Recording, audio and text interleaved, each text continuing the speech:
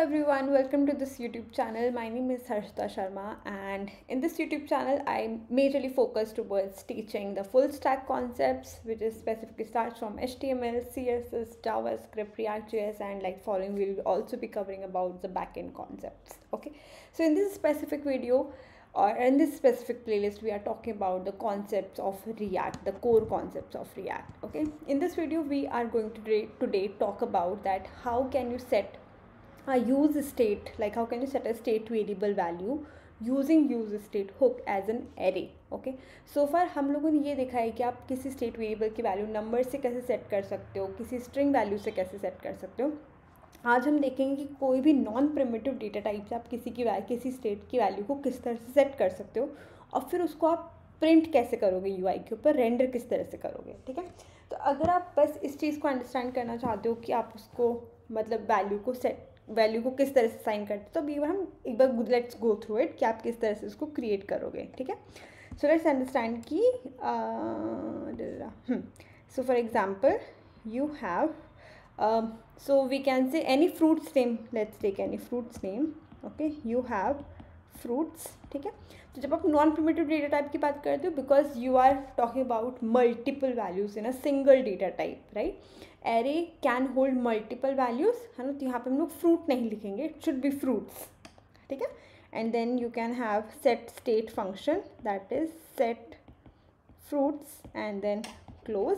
फिर उसके बाद में आप यूज स्टेट हुक आपका यूज़ करोगे, use state hook, and then it can take values as apple and then it can take mango and then whatever else you want to add. ठीक है, तो इस तरह से आप किसी भी स्टेट वेरिएबल की वैल्यू को एज अ एरे आप सेट कर सकते हो. ठीक है, now another thing is that कि जब भी आपको कोई भी स्टेट वेरिएबल वैल्यू जो कि एरे हो, जब आप उसको रेंडर करना होता है तो आप उसको रेंडर किस तरह से करते हो. ठीक है, तो हम लोग क्या करते हैं, जब हम लोगों ने स्ट्रिंग और नंबर यूज़ किया तो हमने उन वैल्यूज़ को डायरेक्टली ऐड कर दिया, डायरेक्टली हमने उसको रेंडर कर दिया, बिकॉज वो सिंगल वैल्यू होता है.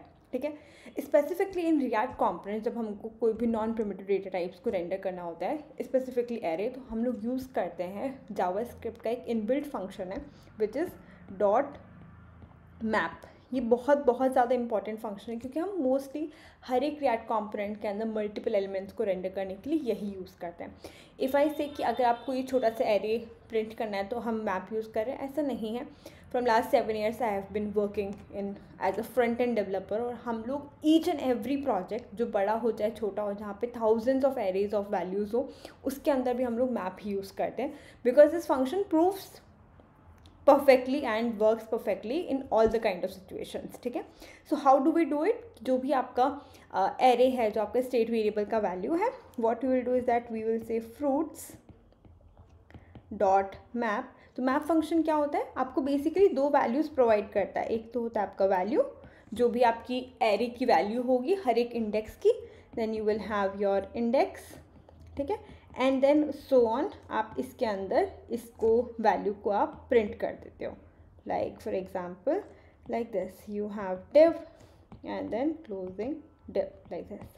तो इस तरह से आप किसी भी एरे की वैल्यू को यूआई के ऊपर रेंडर कर सकते हो. You have to always remember हमारे पास में एक मैप भी है, there is one more function which is known as for each. ठीक है, so it is up to you आप कौन सा यूज़ करना चाहते हो. मोस्टली मैंने रिएक्ट कंपोनेंट्स के अंदर हमेशा मैप फंक्शन को ही यूज़ होते हुए देखा है, so my preferred function is also map function only. Now let's not waste more time, let's not like theoretically इसके अंदर यही है. Let's go back to our V S code and let's try to implement this complete thing कि आप array को किस तरह से सेट कर सकते हो. Okay, so this are V S code. इसके अंदर हम लोग सोर्स के अंदर कॉम्पोनेंट्स में हम लोग वापस एक नया कॉम्पोनेंट फाइल क्रिएट करते हैं and let's give it a name as a user state as array. ठीक है, state a dot as array dot JSX. okay, let's start with importing React from React. Okay, and then we will create our component. We will just say export function and then state as array and then your function definition will start from here. और यहाँ पर हम लोग return लिखेंगे and then let's write down a single element को return करना है, because ये जावास्क्रिप्ट का रूल नंबर 1 होता है that you should always return a single HTML from the complete component. ठीक है, we will have our heading 1 and we'll say state value as array. ठीक है, आपने ये स्टेट वैल्यू को एज एन एरे सेट करना है इस कंपोनेंट के अंदर. ओके, हमने एक्सपोर्ट कर दिया. मेन के अंदर जाकर के सबसे पहले हम इस कंपोनेंट को रेंडर करेंगे. Okay, so we will say state as array. या आपका कंपोनेंट इंपोर्ट हो गया. अगर आपका एप्लीकेशन ऑलरेडी रनिंग है so you can go and check on your port. Okay, but if it is not running you can run your application by using the command npm run dev. Okay, so how can you do it?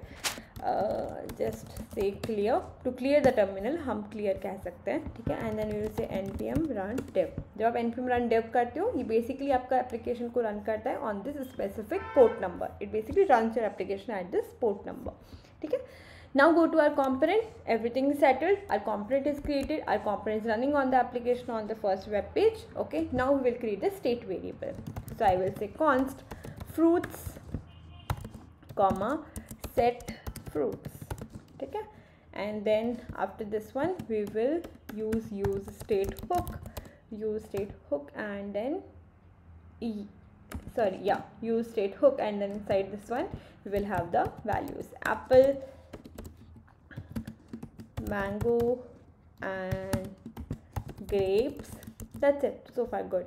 ठीक है, अभी अगर आप use state hook को use कर रहे हो तो you have to make sure कि आप उसको इम्पोर्ट भी कर रहे हो. ठीक है, तो आप यहाँ पे यूज स्टेट हुक को इम्पोर्ट करोगे.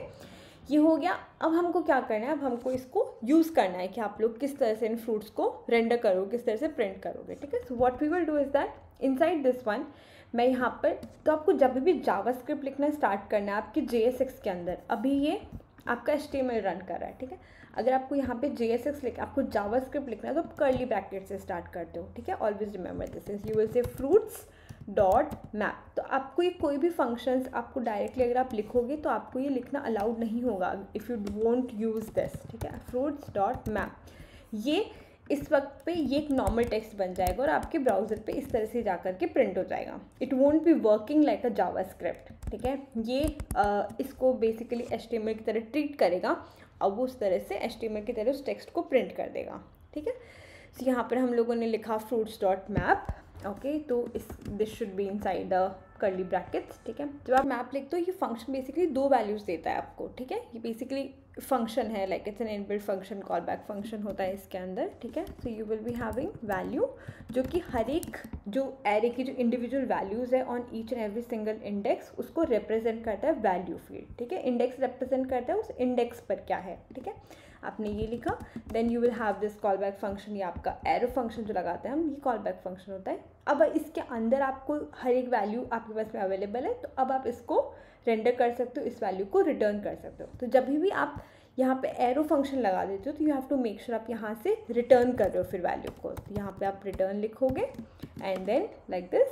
अब आप अपना डिव एलिमेंट यूज़ करो, आपको जो भी यूज़ करना है आप वो यूज़ करो. अब यहाँ पर जो है ना वो एक नॉर्मल अच्छे HTML की तरह वर्क नहीं करता. तो you have to be very very cautious and very very careful कि आप जो भी टैग्स क्रिएट कर रहे हो आप उनको प्रॉपरली क्लोज कर रहे हो. ठीक है, so I will have div and then I will have closing div also like this. ठीक है, अगर आपको डिव नहीं लिखना है तो आप H2 लिख सकते हो जिस इफ़ यू वांट कि आपकी वैल्यूज़ थोड़ी बिगर एंड अच्छे से दिखाई दे. ठीक है, लाइक दिस. तो अब इसके अंदर हम लोग क्या करेंगे, हमारी वैल्यू को प्रिंट कर देंगे. Okay, so now let's go back to our browser and you can see that we have apple, mango, grapes, everything printed. जो भी आपके एरे के अंदर वैल्यू थी वो सबकी सब वैल्यू यहाँ पे प्रिंटेड है.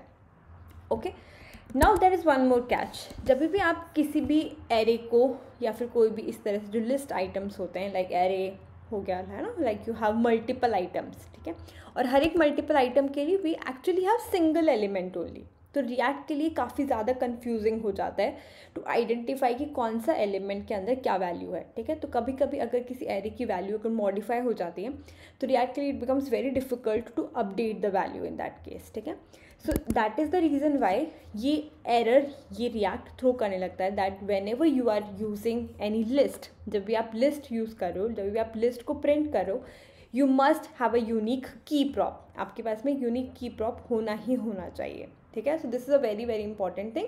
आप जो भी लिस्ट यहाँ पे क्रिएट कर रहे हो, H2 एलिमेंट क्रिएट करो तो यहाँ पे आपको एक की प्रॉप को पास करना है. इसके अंदर आप वैल्यू इंडेक्स पास कर सकते हो. आपकी जो भी इंडेक्स है यहाँ पे वो पास कर कर सकते हो.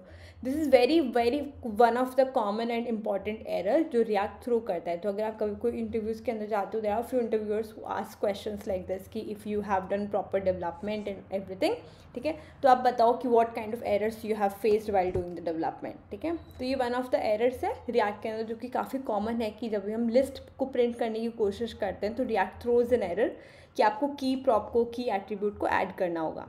क्यों ऐड करना पड़ता है हमको?